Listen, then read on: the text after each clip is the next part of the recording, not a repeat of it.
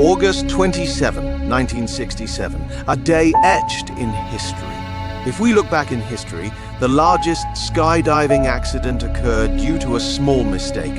This mistake became apparent after 18 skydivers had already jumped from the plane, leaving no option for them to return. The initial excitement of the skydivers turned into fear once all 18 were in the air. Despite being experienced skydivers, their years of expertise proved futile in this situation. Sadly, 16 skydivers lost their lives in this accident, and the 2 survivors shared their harrowing story. And after hearing their tale of survival, everyone experienced goosebumps. Welcome to another mind-blowing episode on Rare Data TV. Gather around, folks, as we dive into this captivating story together.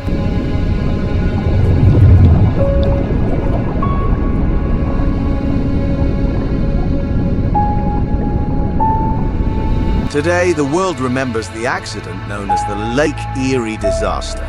Lake Erie is the 4th largest lake in North America and the 11th largest globally, located in the American state of Ohio. There is a small airfield 13 kilometers south of Lake.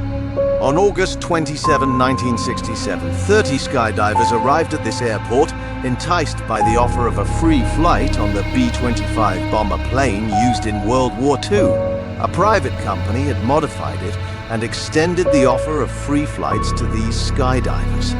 When the skydivers started boarding the plane one by one, there was limited space in the B-25 bomber, and the pilot, being overweight, left at the last moment. Only 20 divers were selected based on their experience and skill levels. The 10 divers who didn't make the cut initially felt regretful. Little did they know that this pilot's decision would ultimately save their lives. The plan was for the B-25 bomber to take off from the airport, circle up to 20,000 feet, drop 18 divers on top of the same airport. The last 2 divers would jump from a height of 300 feet, aiming to land back at Ortner Airport using parachutes. Due to bad weather, the flight couldn't take off in the morning, but the B-25 bomber finally departed at 3 p.m. in the afternoon. The divers on board were thrilled, not only because they were getting free flights, but also because it was their first experience jumping from a bomber plane. After the B-25's takeoff, a small Cessna 180 plane also took off from the same airport. This plane, utilized by skydivers, maintained a height of 12,000 feet. While the flight was supposed to be captured on camera, the B-25, with the divers on board, ascended in a spiral. Due to bad weather, the pilots of both ships were in communication with the nearby air traffic control tower, which provided them with their location. Finally, after an hour, the B-25 bomber reached an altitude of 20,000 feet. The pilot radioed the control tower to determine his location. During that era, no GPS technology available, pilots had to rely on the control tower's assistance in adverse weather conditions. The control tower informed the B-25 pilot that he was 9 kilometers away from the airport and recorded this information. Now, the B-25 had approached the drop zone. Exactly 1 minute later, the pilot of the Army 180 also contacted the air traffic controller to ascertain his location based on the B-25's information, as the Army pilot couldn't visually locate the B-25 due to the bad weather. The air traffic controller informed the Army pilot that he was 9 kilometers behind the B-25. If we examine the map, considering the B-25's location 9 kilometers away from the airfield, the Army plane was positioned 9 kilometers behind the B-25 and 18 kilometers away from Ortner Airport. After a few minutes at an altitude of 20,000 feet, the pilot of the B-25 once again determined his location. This time, the controller informed him that he was now directly above the airport. In response, the pilot signaled to the 18 skydivers to jump. This small mistake, which could have been fatal for the skydivers, was actually averted.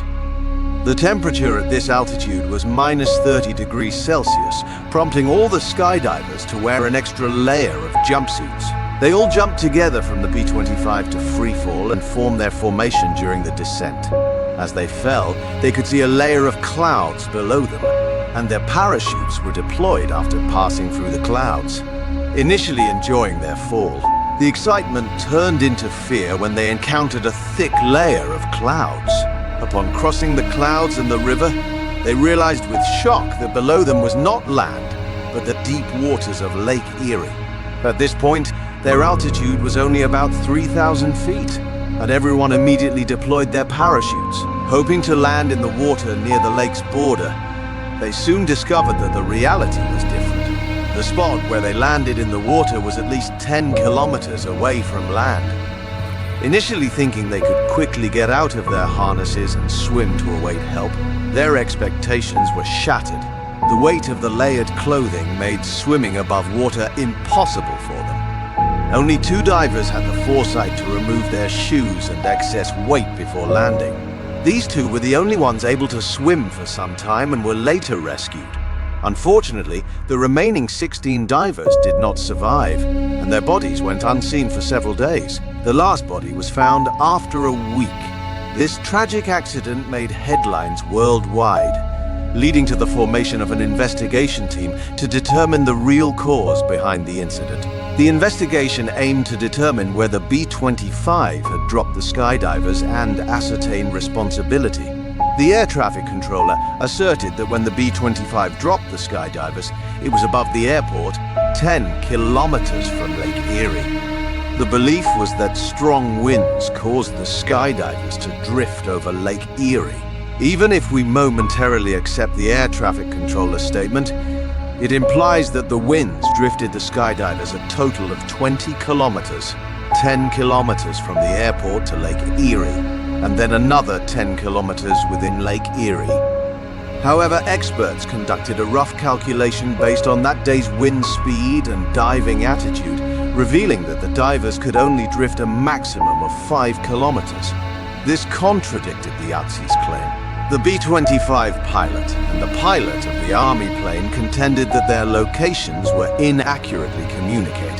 Further investigation uncovered that during the time both pilots asked the air traffic controller about their locations, there was a shift change, and the second controller gave the B-25 the location of the Cessna. When the B-25 pilot was informed he was over Ortner Airport, in reality, the Army 180 was over the airport, and the B-25 was over Lake Erie. Additionally, both the divers and pilots made the mistake of going against aviation lodge guidelines by jumping without seeing the target. In memory of the 16 divers, for the next 2 years, other divers deliberately landed themselves in Lake Erie wearing floating equipment. In 1972, the court held the Federal Aviation Authority responsible for the death of these 16 divers, and the B-25 pilot's license was permanently suspended. Furthermore, a rule was implemented for skydivers, specifying that they should jump only 50 km away from water. Thank you for watching Rare Data TV.